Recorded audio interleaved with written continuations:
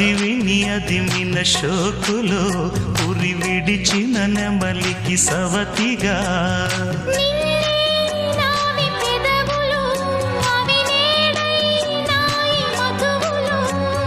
రెండు నాయి తనువులు అవి రేపవ్వాలి మనువులు